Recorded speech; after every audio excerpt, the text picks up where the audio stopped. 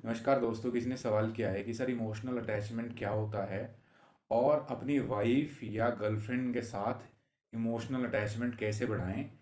कि मतलब आपकी वाइफ या आपकी गर्लफ्रेंड आपके प्रति इमोशनली अटैच्ड हो जाएं और एग्जाम्पल दे के इसको समझाएं, ये सवाल था।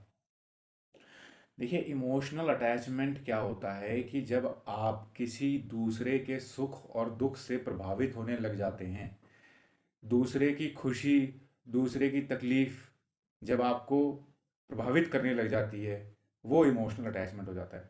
जैसे कि सड़क पे कितने सारे एक्सीडेंट होते हैं, अगर आप न्यूज़पेपर देखते हो, न्यूज़ सुनते हो, तो आप देखते हो बहुत सारे लोग, कितनी सारी दुर्घटनाएं होती हैं, लेकिन आपके ऊपर कोई असर नहीं होता है। लेकिन जब आपका परिवार में कोई फैमिली मेम्बर बीमार हो जाता है, जुकाम हो जाता है, उसको बुखार हो जाता है, तो आप क्या करते हो? फिर आप सोचते हो कि नहीं, दवाई लेके आओ, डॉक्टर को दिखाओ, ये सब है कि नहीं। और मान लीजिए डॉक्टर साहब कह दें कि जी इसकी स्थिति बहुत ख़राब है, इमरजेंसी है, तो आप घबरा जाते हो, यार अब क्या होगा, ये सब तो वो इमोशनल अटैचमेंट की निशानियां हैं। मान लीजिए आपके घर में कोई आपका बच्चा है, आपकी बहन है, भाई है, रिश्तेदार हैं, कोई भी है जिसकी आप इज्जत करते हो, जो आपकी रिस्पेक्ट करता है, उसकी कहीं बहुत अच्छी नौकरी लग जाती है, उसकी शादी तय हो जाती है, कुछ भी हो जाता है जो सकारात्मक है, तो आपके अंदर एक लहर दौड़ जाती है, खुशी की, उत्सुकता की, उत्साह की। वो इमोशनल अटैचमेंट है। अब सवाल ये है कि इमोशनल अटैचमेंट को कैसे बढ़ाएं, पत्नी आपके साथ इमोशनली अटैच कैसे हो जाए, वाइफ कैसे हो जाए। लेकिन ये सब शुरू करने से पहले मैं आपको एक इम्पॉर्टेंट बात बताना चाहता हूँ। वो ये है कि इमोशनल अटैचमेंट को स्पिरिचुअलिटी में एक विकार के तौर पे देखा गया है। जैसे काम होता है, कामुकता होती है, क्रोध होता है, मोह, माया, तो ये सब चीज़ें जो होती है ना, ये एक तरीके से बीमारियों के तौर पे देखी जाती है, वीकनेस के तौर पे देखी जाती है।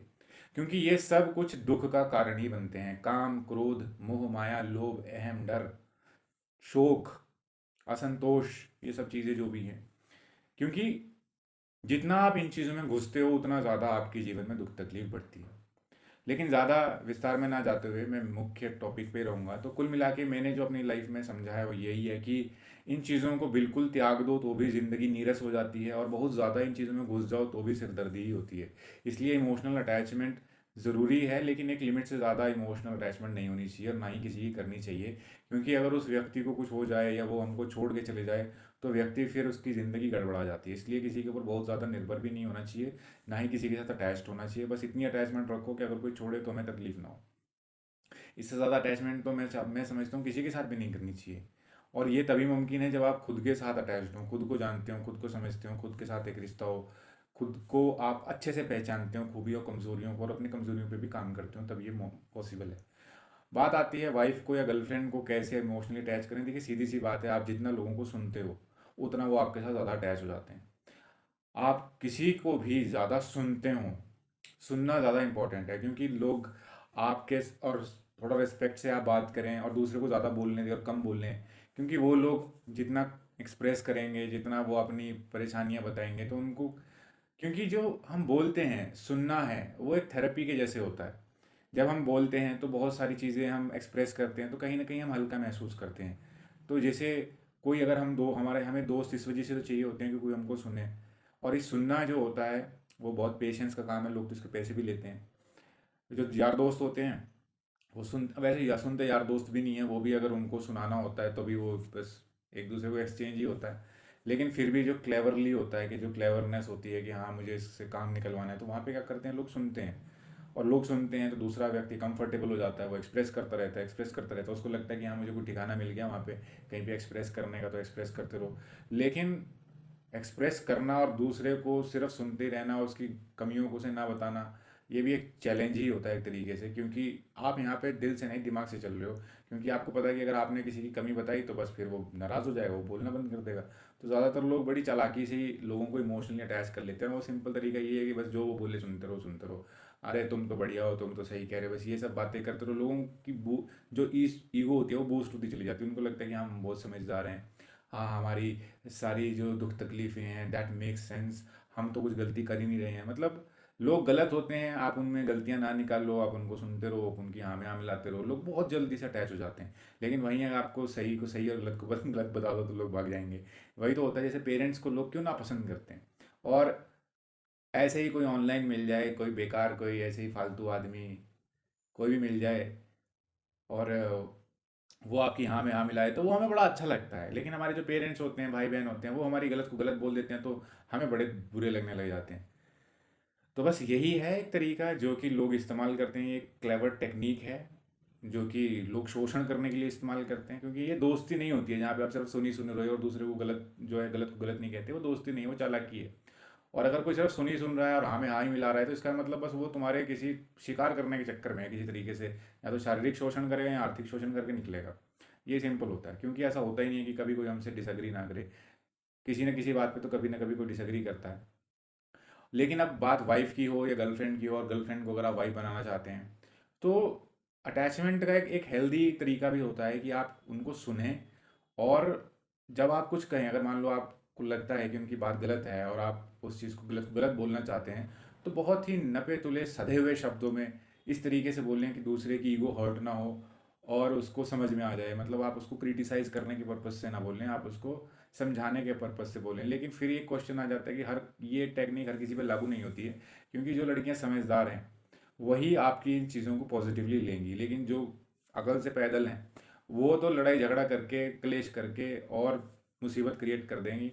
और अगर वो गर्लफ्रेंड है, मैं तो यही कहूँगा कि ऐसी गर्लफ्रेंड को तो छोड़ ही देना चाहिए जो इतनी कलेशन हो।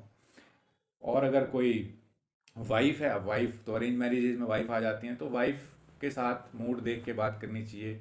मतलब वो कुछ बोल रही है तो बस ठीक, अगर आपको लगता है कि वो इम्पेशेंट है, गुस्से वाली है, तो जब वो बोले तो थोड़ा धैर्य से और जब शांत तरीके से थोड़ा समझ के कि किस तरीके से बात करनी है, कैसे समझानी है ताकि उसको समझ में आ जाए, तो बहुत तरीके से बात करनी पड़ती है।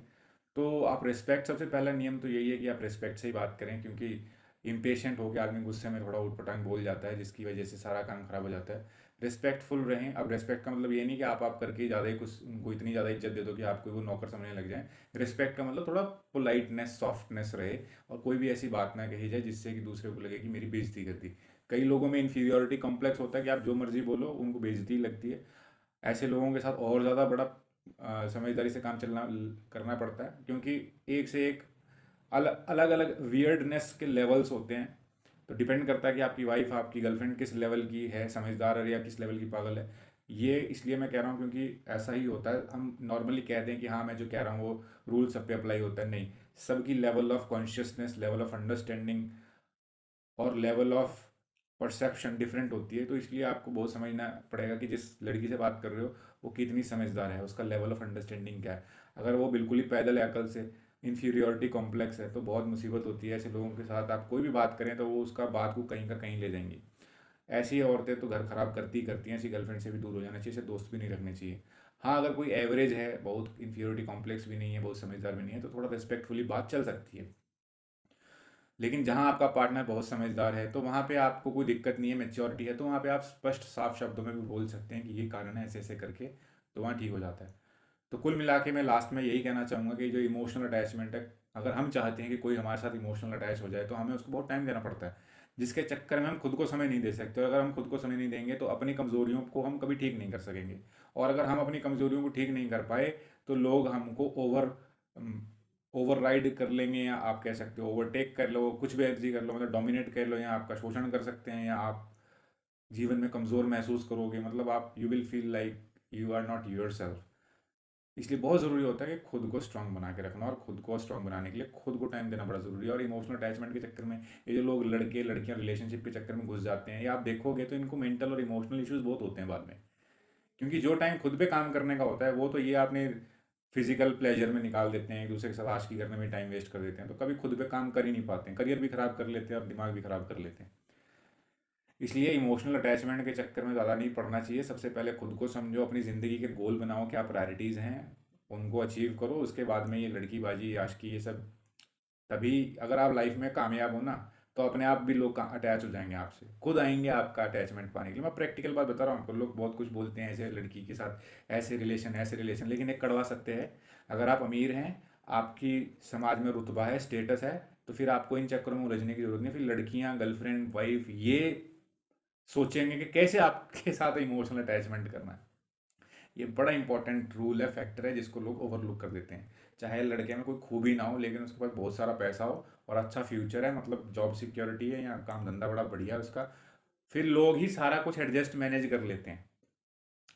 ठीक है ना, ये साइकोलॉजी की जरूरत ही नहीं है इतनी, फिर लोग ही अपने आप साइकोलॉजी का इस्तेमाल करते हैं क्योंकि भाई उन्हें दिखाई दे रहा है। ये असली बात है, बाकी तो जो साइकोलॉजी थी नॉर्मल वो मैंने आपको बताई थी। Thank you.